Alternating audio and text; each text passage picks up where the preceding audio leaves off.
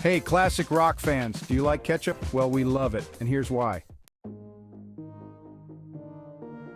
This one comes from Van Halen's road manager, Noel Monk, who was on the road with the band from 1978 to 1984.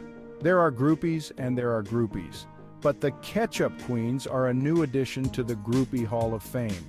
Picture this. Madison, Wisconsin. The boys had already embraced the time-honored tradition of trashing their hotel rooms, but this was different. This room was trashed in a way that was almost incomprehensible. They could not sneak out of town undetected, no way. This room was destroyed, the walls were covered in ketchup. This is where we meet a couple of legendary groupies who have a fetish for condiments, mainly ketchup. When the road manager walked into the room, he saw two beautiful girls, completely naked, lying next to each other on one of the hotel beds. The band members were standing over them with plastic squeeze bottles filled with ketchup. The girls were squealing with delight and then shrieking with even more delight. They loved it. They instructed the band to cover them in the red stuff and never stop. The guys, wacky as they were happy to oblige.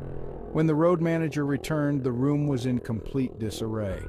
The furniture was broken and the entire room was completely covered in ketchup. The manager says he couldn't tell whether they had been involved in an orgy or a gangland massacre. It was the kind of scene that would have made Caligula proud.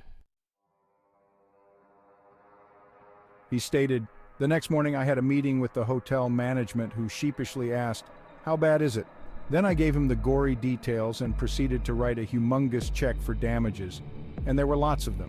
He added, "I said to hotel management, 'Really? It's unusual for them to behave this way,' lying through my teeth. 'They're a nice bunch of young men. Maybe there's something in the water that caused a personality change?'" The room was covered in red.